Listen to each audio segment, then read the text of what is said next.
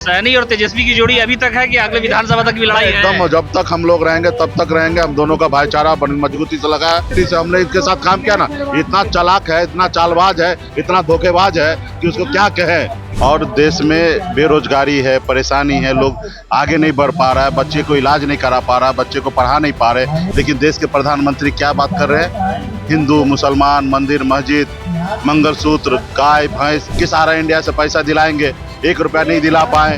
बोले थे विदेश में जितना काला धन है सबको लाएंगे और जितने भी विदेश भाग गए सबको पकड़ के जेल में डाल देंगे। उस पर चर्चा नहीं करते हैं। किसान को आय दोगुनी कर देंगे, उस पर चर्चा नहीं करते हैं। तो ये सरकार हर तरह से फेलियर है। ये गरीब का सरकार नहीं, ये बड़े लोगों का सहयोग लेकर, अडानी अंबानी से पैसा लेकर देश पे कब्जा करना चाह रहा है। बने हुए विधायक को खरीद लेते हैं, सांसद को खरीद लेते हैं। ये लोकतंत्र को नहीं मानने, संविधान को खत्म करने में लगे। मोदी जी की सरकार नहीं बनने वाली है भी आज आने वाले समय में इंडिया गठबंधन की सरकार। लेकिन एक दलित का बेटा उसका आंगन में चला जाता था तो गंगा जल से उसको आंगन को धोया जाता था। तभी था वो 300 पे आ गए तो कुछ दिन में 200 पे आ जाएंगे और उसके बाद 150 पे आ जाएंगे। इंडिया गठबंधन की रैली में दो चेहरा सबसे ज्यादा चर्चित है। उसमें से एक है तेजस्वी प्रसाद यादव, एक मुकेश सहनी है। हमारे साथ है। माहौल क्या है? और तेजस्वी यादव आप कह रहे हैं कि रोजगार की बात होगी, प्रधानमंत्री धर्म की बात कर रहे हैं। आप देखिए कि इतना धूप में जहां 40 डिग्री हो, नेपाल के बॉर्डर पे देखिए कितने बड़ी संख्या में युवा खड़े हैं। और देश में बेरोजगारी है, परेशानी है, लोग आगे नहीं बढ़ पा रहा है, बच्चे को इलाज नहीं करा पा रहा, बच्चे को पढ़ा नहीं पा रहे, इतने समस्या है। लेकिन देश के प्रधानमंत्री क्या बात कर रहे हैं? हिंदू मुसलमान, मंदिर मस्जिद, मंगलसूत्र, गाय भैंस तमाम चीजें करते हैं। लेकिन देश का जो जरूरत मुद्दा है उस पर चर्चा नहीं कर रहे।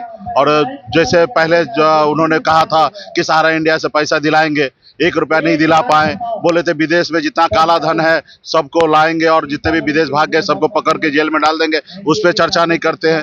देश के युवा को हर साल बोले थे 2 करोड़ नौकरी देंगे, किसान को आय दोगुनी कर देंगे, उस पर चर्चा नहीं करते हैं। तो ये सरकार हर तरह से फेलियर है। ये जाति धर्म को उन्माद फैला के सत्ता में रहना चाहते। ये गरीब का सरकार नहीं, ये बड़े लोगों का सहयोग लेकर, अडानी अंबानी से पैसा लेकर देश पे कब्जा करना चाह रहा है। बनी हुई सरकार को गिरा देते हैं ऑपरेशन लोटस करके। बने हुए विधायक को खरीद लेते हैं, सांसद को खरीद लेते हैं। ये लोकतंत्र को नहीं मानने, संविधान को खत्म करने में लगे। तो इसके लिए तमाम हमारे देश के युवा जो है, हर जाति वर्ग के लोग मजबूती से खड़ा हो गए और इस सरकार के विरोध में आज देखिए काम करने लगे। और निश्चित तौर पे मोदी जी की सरकार नहीं बनने वाली है भी आज आने वाले समय में इंडिया गठबंधन की सरकार। मुकेश सहनी कहते हैं कि संविधान खत्म करना चाहते हैं। बीजेपी को लोग कहते हैं कि मुकेश सहनी तेजस्वी जो लोगों को गुमराह कर रहे हैं, संविधान तो वैसे ही रहेगा। आप बताइए, बाबा साहब भीमराव अम्बेडकर संविधान जो बनाया उसमें गरीब को, खास करके SC ST OBC को आरक्षण क्यों दिया गया? इसलिए दिया गया कि हजारों साल से इसको पशु के समान जहां मानते थे लोग।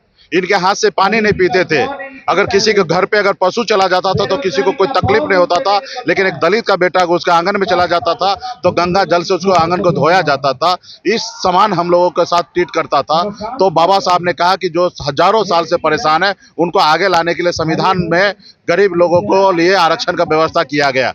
आज बताइए कि मोदी जी जितने भी सरकारी संस्था है, चाहे एयरपोर्ट हो, LIC हो, तमाम हमारे चीजें हैं, वो सभी को प्राइवेट कर रहे हैं। और जब प्राइवेट कर रहे हैं तो नौकरी कहाँ चला गया ना नौकरी। और जब नौकरी चला गया तो फिर संविधान खत्म हो गया। अब बताइए कि आप जनता को मालिक बनाया गया, नेता को मालिक नहीं बनाया, जनता को मालिक बनाएगा। और जनता को संविधान में ताकत दिया कि अगर देश के प्रधानमंत्री अगर झूठ बोले, काम ना करे तो 5 साल के बाद जब उनका एग्जाम होगा, जनता के बीच में जब आएगा तो आप जनता मालिक हो और आप उसको बदल देना।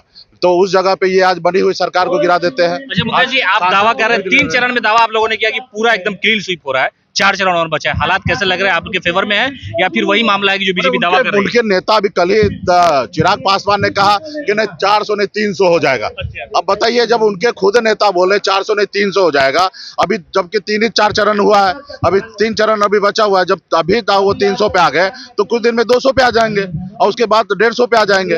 तो ये लोग कहीं नहीं टिकने वाले हैं। जनता खड़ा है और जनता हम लोग से आगे है मोदी जी से लड़ाई लड़ने के लिए। सैनी और तेजस्वी की जोड़ी अभी तक है कि अगले विधानसभा तक भी लड़ाई है? एकदम, जब तक हम लोग रहेंगे तब तक रहेंगे। हम दोनों का भाईचारा मजबूती से लगा है। हम लोगों का नेचुरल अलायंस है और मजबूत ऐसी गठबंधन चलेगा।